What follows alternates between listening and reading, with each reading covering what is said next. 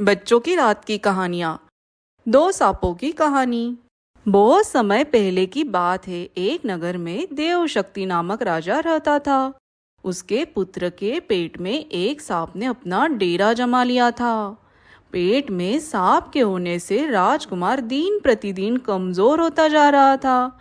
यह देख राजा ने कई प्रसिद्ध वैद्य से उसका उपचार कराया, लेकिन राजकुमार के स्वास्थ्य में किसी तरह का सुधार नजर नहीं आ रहा था। राजकुमार के स्वास्थ्य के कारण राजा हमेशा परेशान रहता। यह देखकर एक दिन राजकुमार अपने राज्य से दूसरे राज्य में चला गया और मंदिर में भिखारी की तरह रहने लगा। राजकुमार जिस राज्य में गया था वह बलि नामक राजा राज करता था। उसकी दो जवान बेटियां थी। दोनों रोज सुबह अपने पिता का आशीर्वाद लेने जाती थी। एक सुबह दोनों में से एक बेटी ने राजा को प्रणाम करते हुए कहा, महाराज की जय हो, महाराज की जय हो, आपकी कृपा से ही संसार में सब सुखी है। वही दूसरी बेटी ने कहा, महाराज ईश्वर आपको आपके कर्मों का फल दे। राजा यह सुनकर क्रोधित हो जाता है और मंत्रियों को आदेश देता है,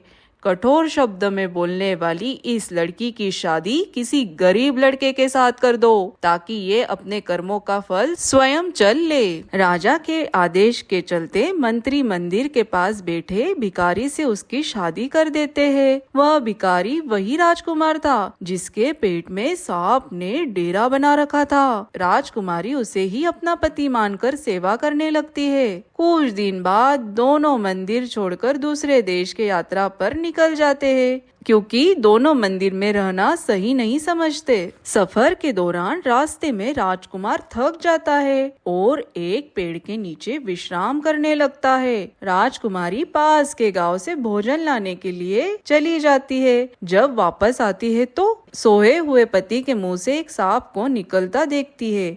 साथ ही पास के एक बिल से भी सांप निकलता है। दोनों सांप बात करने लगते हैं, जिसे छिपकर राजकुमारी सुन लेती है।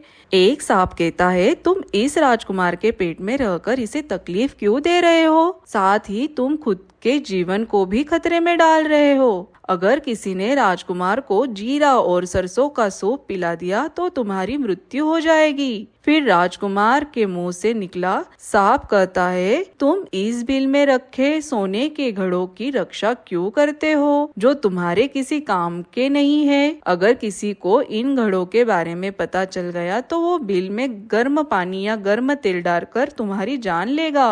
थोड़ी देर बाद दोनों सांप अपनी अपनी जगह वापस चले जाते हैं, लेकिन राजकुमारी दोनों सांपों के रहस्य को जान जाती है। इसलिए राजकुमारी पहले राजकुमार को भोजन के साथ जीरा और सरसों का सूप पिला देती है। इसके कुछ समय बाद राजकुमार ठीक होने लगा। फिर उसके बाद बिल में गर्म पानी और तेल डाल देती है, जिससे दूसरे सांप की भी मृत्यु हो जाती है। इसके बाद बिल में रखे सोने से भरे घड़े को बाहर निकालकर दोनों अपने शहर लौट जाते हैं। राजा देवशक्ति अपने बेटे और उसकी पत्नी का धूमधाम से स्वागत करता है।